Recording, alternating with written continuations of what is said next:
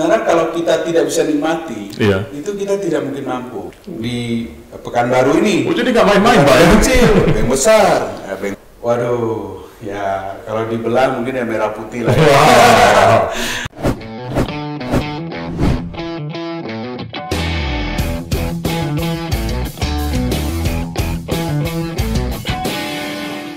Selamat datang di dunia nyata karena ini bukan mimpi. Pak Peng Suyoto.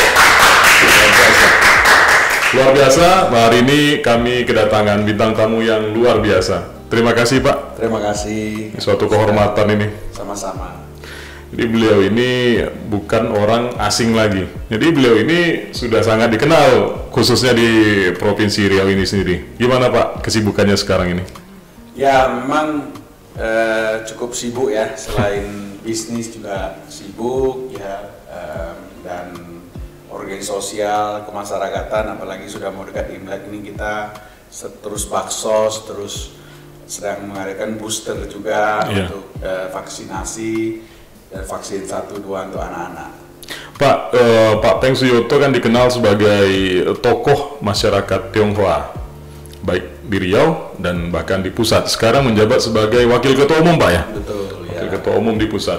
Nah, Bapak juga dikenal sebagai seorang pengusaha, bahkan Presiden IMA ya? Betul. Presiden IMA. Mungkin banyak yang belum tahu nih, untuk sampai ke titik ini, apakah segampang itu? Atau ini berdarah-darahnya atau bagaimana ini? Sebenarnya saya memang dari kecil, dari SD itu sudah hobi berorganisasi. Oke. Juga sudah dagang dari kecil. Dari SD saya sudah pramuka. Saya ketua PMR pertama di Bengkalis. Saya asli lahir di Pulau Bengkalis. Jadi dari SD sudah hobi berorganisasi. Jadi sudah ikut pramuka, Palang Merah Remaja, ikut OSIS sampai ke SMA. Lalu saya kuliah di luar negeri pun jarang sekali orang Indonesia itu masuk ke organisasi student. Nah, saya salah satu direkturnya bahkan. Jadi memang berorganisasi sudah hobi. Gitu juga dagang. Jadi dagang saya juga dari SD sudah diajarin dagang. Saya sudah belajar, kemudian orang tua punya toko kelontong, juga sudah jualan di pasar, jualan ikan. Jadi sudah hal yang jadi kalau bicara pengalaman berorganisasi, memang saya termasuk relatif muda. Bahkan sebagai wakil ketua umum termuda dan ketua PSMT termuda waktu itu, umur 32 saya sudah jadi ketua PSMT Riau. Jadi dengan umur yang segitu muda, ya orang kadang-kadang bilang kok bisa gitu ya. Jadi kan sibuk-sibuk aja sebenarnya kalau berorganisasi ini Pak ya? Banyak sibuknya begitu. Sebenarnya kalau kita tidak bisa nikmati, itu kita tidak mungkin mampu. Betul sekali. Ya, karena ini buang uang, buang energi, waktu. Kadang-kadang dimarahin orang. Katanya sudah sosial, sangat sial. Sosial itu. Tapi ya kalau hobi, kita bahkan mungkin kalau saya ya tanpa berorganisasi itu sulit mungkin. Ya bagi saya itu senang punya banyak teman, senang punya berhubungan sama bersosial masyarakatan. Jadi kalau itu sudah dilaksanakan sebagai suatu hobi, ya kita sudah kalau tidak laksanakan justru kita sakit sendiri begitu. Iya, Pak. Untuk bisa sampai ke titik ini, apakah Pak Peng itu jalannya selalu mulus saja, atau pernah nggak mengalami titik terendah Pak dalam hidup? Ada, ya pastilah dalam hidup. Tapi saya mungkin diberkahi karena kami keluarga besar. Saya anak nomor 5. Orang tua juga termasuk pengusaha sukses. Jadi cukup dikenal. Papa saya sendiri juga tokoh masyarakat di Bengkalis itu.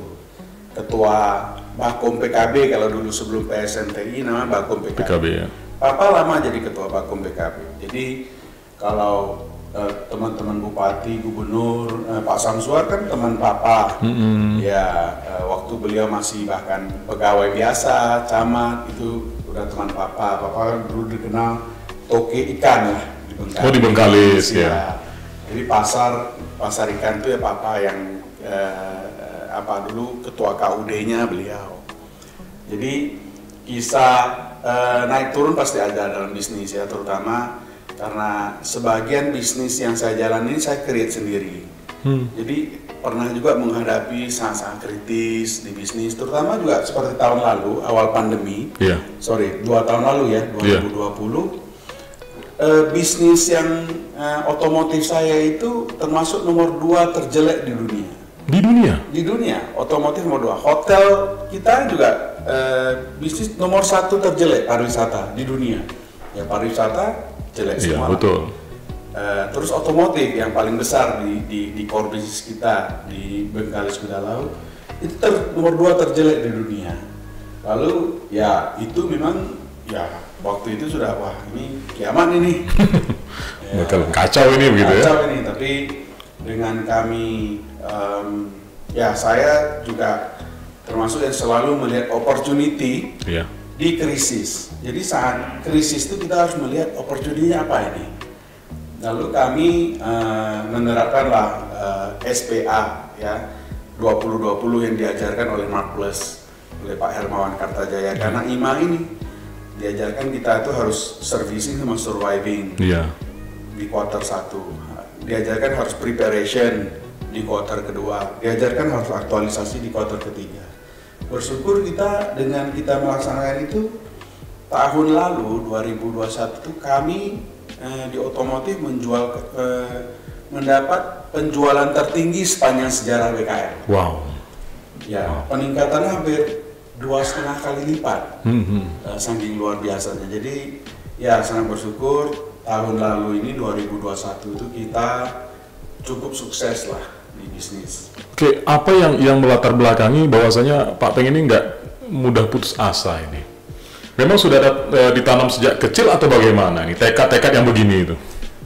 Ada beberapa moto hidup dalam diri saya lah. Tekad kalau dari kecil memang keluarga ya itu ya, karena dari kecil tuh kita juga udah diajarin berbisnis, berdagang.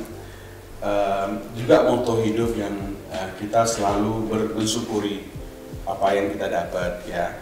Juga jangan panik lah ya. Makanya di kantor saya itu selalu ada mantranya yang saya letak di dinding besar-besar.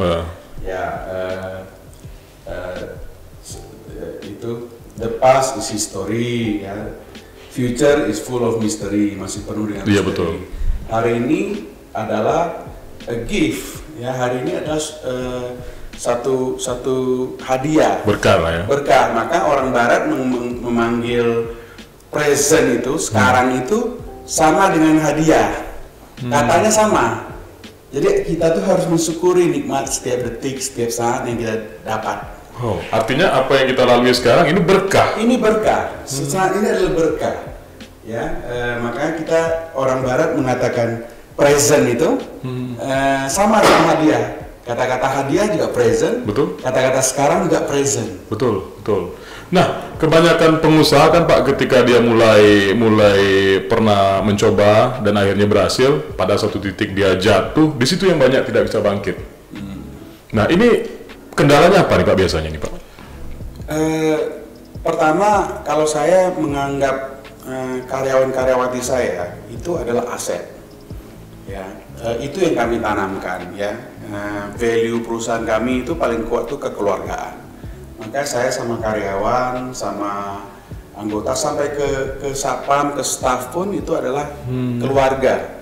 Kami rutin bikin kegiatan bersama. Jadi saya kira anggota saya banyak sekali rasa memilikinya. Kita juga menerapkan program loyalitas yang cukup bagus. Jadi karyawan banyak yang sudah puluhan tahun di sama kami. Ya, bahkan dari awal saya kan sudah 22 tahun bekerja sejak tamat kuliah. Karyawan sudah banyak yang umurnya segitu juga sama. Jadi loyalitas program ini sangat penting karena di saat krisis seperti sekarang ini, ya bersyukur kami tidak mengurangi gaji sama sekali. Walaupun WFH tidak ada pemotongan. Tapi teman-teman karyawan-karyawan itu berjuang mengurangi kos. Karena kita 3 bulan pertama, ini kayak kiamat nih. Ya, perusahaan sebesar Hertz. Dulu kita di mana aja di dunia, rental mobil itu ada nama perusahaan Hertz. Di setiap bandara di seluruh dunia ada. Itu bangkrut, mendeklarasikan bangkrut waktu pandemi ini. Betul. Nah, itu kan panik, bikin kepanikan yang luar biasa di bisnis otomotif. Saya terangkan ke karyawan semua, saya kumpulin, lu perusahaan sebesar ini aja bangkrut. Iya betul. Apalagi kita. Jadi tidak ada pengurangan gaji, tapi saya minta cut cost. Apa yang tidak penting tidak usah keluarin. Kita harus berhemat dulu karena kita tidak tahu nih.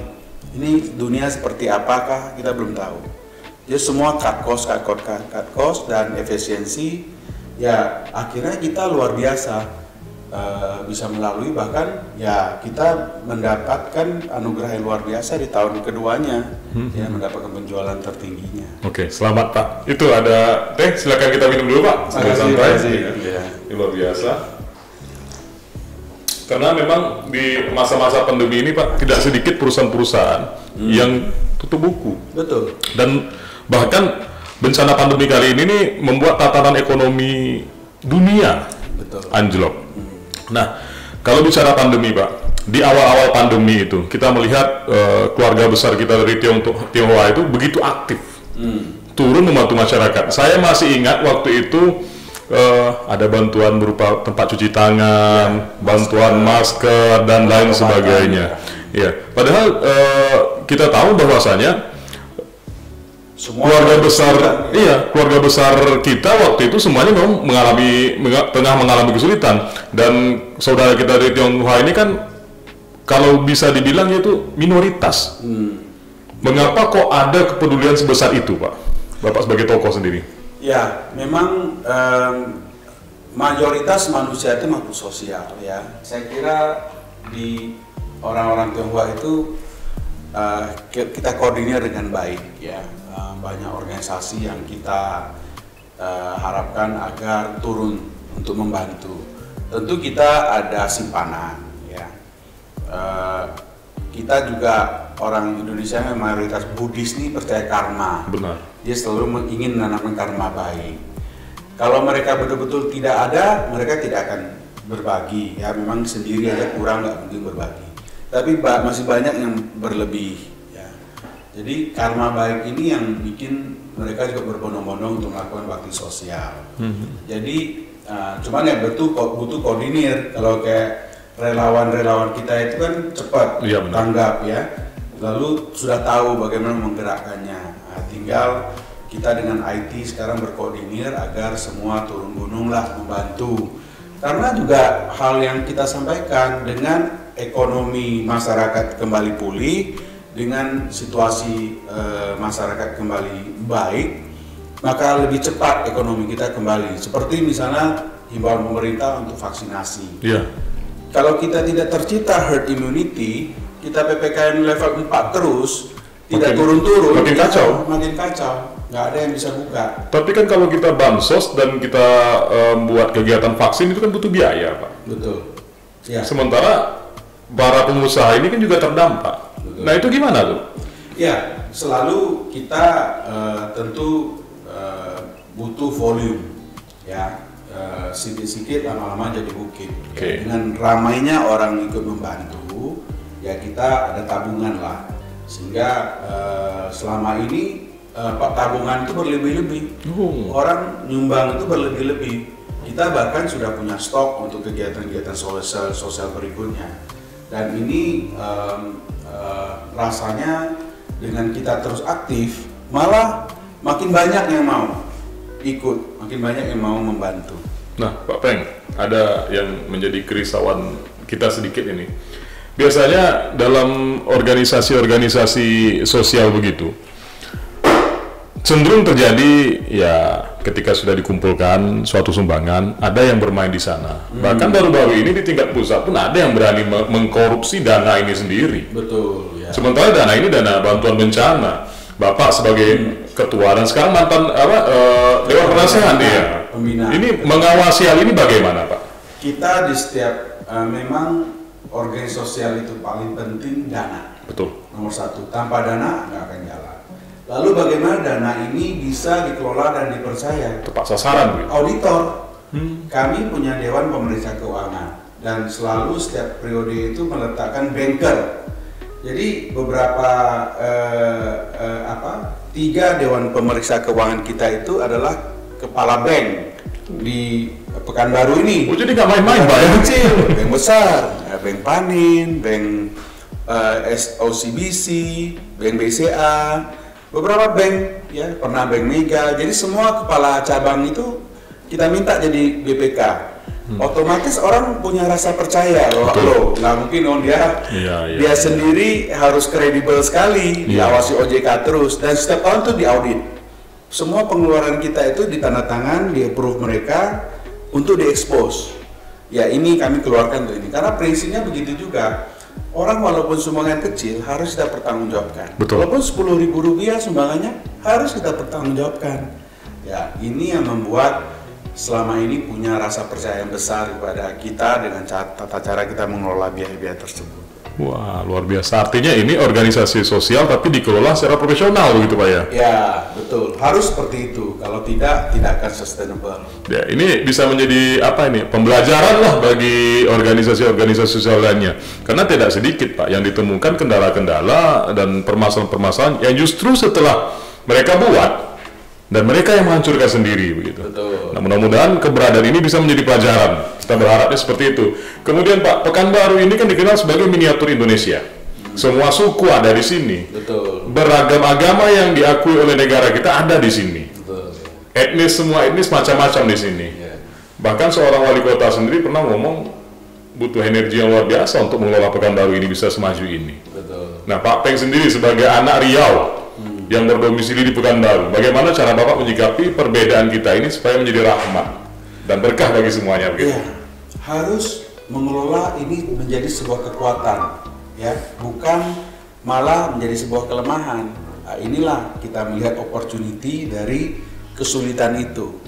Jadi, ya daerah ini memang daerah namanya sudah Pekanbaru, ya, pasar baru, yang dulunya memang cuma sebuah pasar, lalu karena migrasi dan ini karena sebuah ibu kota, maka daerah pertemuan dari berbagai, ya, kita di forum pembauran kebangsaan, saya sendiri juga wakil ketua umum. Di situ tergabung 56 organisasi suku yang ada sampai ke Papua, Aceh, orang mana-mana ada di Pekanbaru. Jadi itu harus dikelola sebagai suatu kekuatan. Bagaimana pertama ya keamanan lah. Benar. Jadi kalau daerah sini tidak aman, tidak mungkin ada investasi, tidak mungkin ada bisnis dan lain-lain. Jadi kalau kita harus memandang warna-warni itu, pelangi itu sebagai suatu kekuatan. Makanya kami juga termasuk yang terus mendorong agar ada kegiatan bersama. Benar. Misalnya di Hari Bela Negara, ayo kita pawai bersama. Di hari kami Imlek kita undang semua. Di semua perayaan keagamaan kami baksos. Bukan hanya di saat Imlek kami baksos. Kami baksos pada saat Idul Fitri justru paling besar porsinya. Lalu di Nyepi, di Waisak, dan di Natal kita juga bakti sosial.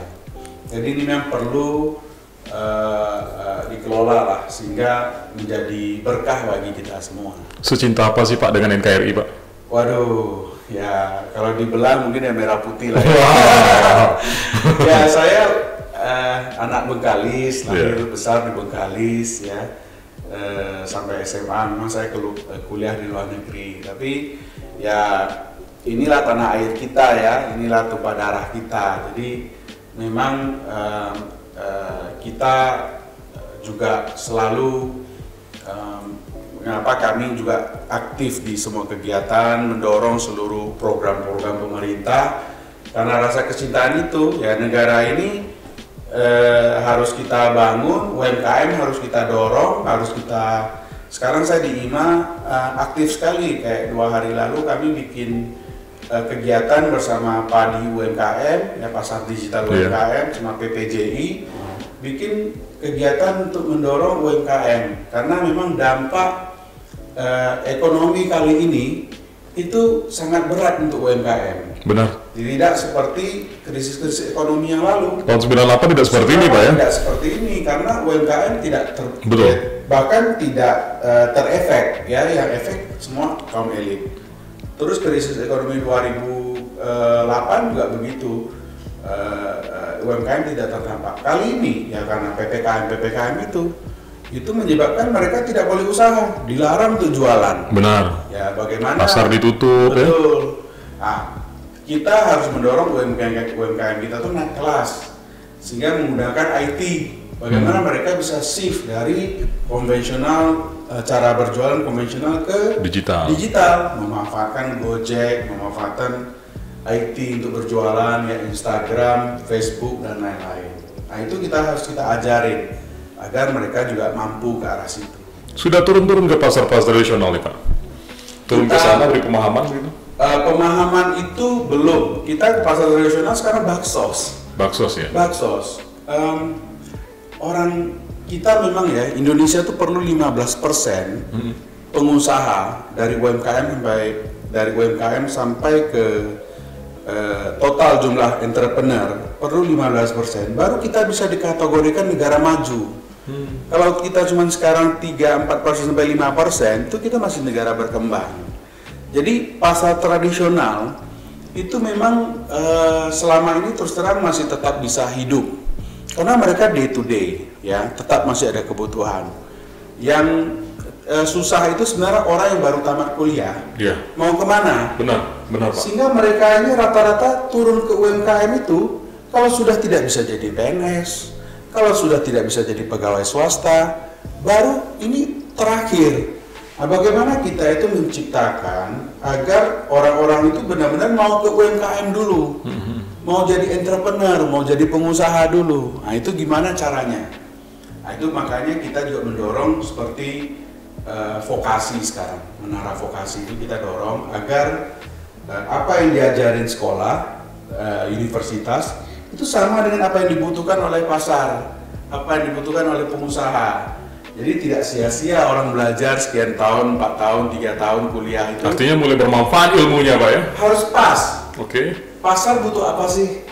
Jadi kurikulum yang dibentuk oleh ini profesor-profesor yang bukan praktisioner. Betul. Mereka itu benar-benar teoritis ya? Teoritis. Sehingga bahkan mungkin 90% yang diajarkan tidak dibutuhkan pasar.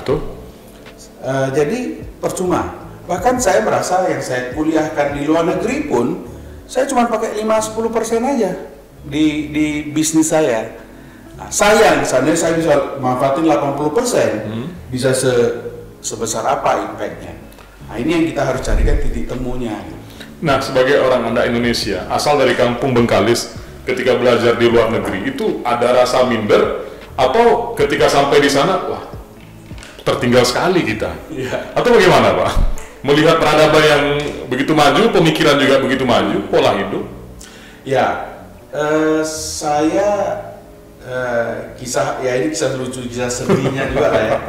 Hari pertama sampai Australia itu saya menangis, meneteskan air mata karena bahasa Inggris yang saya pelajari selama sini. Sampai di sana tuh saya kayak orang bisu, nggak guna.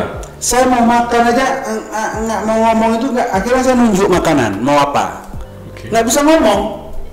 Kita nggak pernah diajari konversasi yang bagus sehingga kita sampai di sana itu kagok. Hari pertama itu saya merasa keluarga kakak-kakak saya itu semua kuliah di Jogja, bagus-bagus, UGM, IKPN. Saya pernah 3 bulan di Jogja, jadi saya itu sudah doa agar saya tidak jadi ke Australia. Saya mau di Jogja aja. Di Australia di kampus mana itu Pak? Di UNSW itu nomor 1 di Australia di bidang ekonomi. Jadi waktu itu saya masih foundation, bahkan pertama saya masuk ke Australia bahasa Inggris dulu. Kita masih bisu nih, masih nggak ngerti. Jadi hari pertama itu saya sama teman saya berdua dari Bengkalis ke sana. Hari pertama itulah netes air mata. Waduh, udah salah kita ini ke sini. Mau ngapa-ngapain bingung nggak ya? Bingung, nggak bisa ngomong. Akhirnya saya bertekad di dalam 3 bulan, karena biayanya mahal sekali. Makan mahal, apalagi kita dari kampung yang dulu zaman saya itu Rp500 sudah dapat sepiring lontong. Tahun 94. Benar. Uang 25 perak masih berlaku. 25 perak masih berlaku. Jadi waktu saya sampai Australia, sekali makan tuh $5. Kaget. Waduh, bukan kaget lagi, sudah baru gila nih, 80.000 sekali makan. Itu wah, saya harus semua cepat nih. Saya nggak bisa ngabisin uang orang tua gitu-gitu aja. Jadi saya tekad dalam 10 minggu saya harus sudah lulus bahasa Inggris. dalam 3 bulan tuh mereka hitungnya 10 minggu, setengah semesternya. Nah itu tekad. Nah, udah belajar kayak orang gila lah, belajar sekeras mungkin. Terus saya tekad, saya kerja di waiter di restoran supaya orang tua bayar uang sekolah aja deh, uang makan tinggal saya urus sendiri. Nah ini nih, nggak ada yang tahu seorang Pak Peng pernah jadi waiter sebenarnya. Waiter, saya 4 tahun kerja di restoran Indonesia. Oke. Namanya Starry Rasa Restoran. Itu cukup terkenal di Australia, di Sydney, di Coogee Beach. Itu restoran Indonesia yang banyak turis Indonesia yang datang. Jadi saya kerja 4 tahun di situ sebagai waiters. Itu orang tua tahu, Pak? Tahu. Orang tua tahu. Saya sampaikan, saya kerja. Pokoknya papa mama urusin uang sekolah aja deh. Saya urusin uang makan sama tinggal saya. Berarti pernah menjadi karyawan juga ya, Pak ya? Oh iya. Jadi saya bukan langsung jadi bos, enggak. Dulu jadi waiter justru. Jadi waiters ya. Nah, karir pertama. Butuh berapa lama Bapak bisa beradaptasi di sana, Pak? Cepat. Yaitu saya 3 bulan sudah lulus bahasa Inggris, langsung masuk foundation, kayak kelas 3 SMA-nya. Karena SMA kita di sini tidak diterima sertifikatnya, nggak bisa langsung kuliah. Jadi perlu foundation selama 6 bulan. Oke, pola pendidikan di Indonesia, Pak, yang waktu SD kan kita dari kelas 1 sampai kelas 6 itu kan sama. Ya. Ya matematika semuanya belajar matematika. Kemudian bahasa Indonesia semuanya bahasa Indonesia. Tidak ada penetapan skill masing-masing, sehingga ketika lulus pun bingung, nggak punya keahlian. Nah itu gimana? Bisa diteruskan atau perlu dirubah ya, Pak? Saya dulu anak fisik kan. Dulu anak fisik, bio sama sosial di SMA-nya. Saya dulu anak fisik. Karena bukannya karena apa-apa, karena pintar semua ke fisik gitu. Iya benar. Nah, jadi memang sudah agak salah. Sebenarnya kita sekolah fisik itu kalau kita mau nanti terjun ke dunia misalnya fisika ataupun dunia-dunia sains ya. Nah, begitu juga biologi dan sosialnya. Jadi Indonesia sih pendidikannya memang perlu berubah. Ada revolusi ya? Ya, saya yakin sekarang mulai terus berubah. Dengan era sekarang yang baru ini, ya menara vokasi itu tujuannya itu. Supaya apa yang dibutuhkan dunia kerja sama dengan yang disiapkan oleh dunia pendidikan. Percuma kalau selama ini yang selalu tidak sama gitu, atau cuma bisa dipakai sedikit aja. Nah, sebentar lagi ini keluarga besar kita di Tionghoa akan merayakan Imlek. Betul ya. Makna Imlek sendiri menurut Pak Peng itu seperti apa? Ya, Imlek ini bukan agama. Imlek ini adalah budaya orang Tionghoa ya, yang sudah sebenarnya juga bukan 2573. Memang tahun ini 2573. Ini cuma angka di Indonesia aja nih, 2573. Oh, jadi beda-beda ya? Bukan beda. Kita ini agama Konghucu ini kan kan baru di apa? Juga selama ini dipegang oleh Dirjen Agama Islam. Iya benar. Kementerian Agama Islam. Kementerian Agama Islam. Jadi mereka menghitung 2573 itu karena kelahiran Konghucu, Dewa Konghucu. Nah, jadi Imlek ini adalah perayaan musim semi, Spring Festival. Jadi kalau di negara Cina sana kan musim dinginnya itu orang nggak bisa ngapa-ngapain, nggak bisa bercocok tanam, orang di rumah saja. Jadi hari pertama Imlek ini kan katanya dari dua kata Im itu bulan, penanggalan bulan. Ini hari pertama musim semi, musim bunga. Jadi setelah musim dingin berakhir, inilah hari pertama orang bisa bercocok tanam. Oh, makanya dirayakan. Makanya dirayakan, dipestakan. Nah, inilah makna Imlek itu. Karena sebagian besar masyarakat Pak mengira Imlek itu lebarannya orang Tionghoa, bukan begitu? Akhirnya menjadi lebaran karena betul. Negara kan negara agraris, ya. China dari dulu negara agraris. Jadi hari pertama bercocok tanam itulah dirayakan sebagai tahun baru. Sama juga, ya tahun baru namanya. Biasanya kalau pas Imlek tuh Pak Peng sukanya ngapain? Kumpul keluarga atau justru keliling bantu-bantu orang? Kumpul keluarga memang kewajiban. itu tradisi ya. Malam tahun baru justru harus makan bersama keluarga. Kalau ada orang tua, makan sama orang tua. Hari pertama kita juga kumpul sama orang tua. Jadi memang setelah hari pertama baru kita mengunjungi ke sana keluarga, family dan teman. Jadi Imlek itu kalau di mana-mana biasa dirayain sampai Cap Gome, 15 hari. Iya, benar. Jadi di masa itulah kita itu bersilaturahmi ya sesama, bukan hanya orang Tionghoa ya, juga orang lain Tionghoa boleh datang ke rumah untuk Imlekan gitu. Nah, Pak Peng, terima kasih sudah berbagi kisah di podcast ini, sungguh inspiratif, luar biasa. Ini banyak pelajaran yang bisa kita terima. Tetap sebagai masyarakat Indonesia kita harus tetap pelihara kerukunan dan dalam keragaman kita ini. Seperti biasanya Pak, ada satu pertanyaan terakhir yang kami berikan kepada bintang tamu yang hadir di sini. Ini kan judulnya bukan mimpi Pak. Iya. Kalau seandainya Pak Peng sekarang diberi suatu mimpi dan mimpi itu menjadi kenyataan, apa yang paling Pak Peng ingin wujudkan saat ini?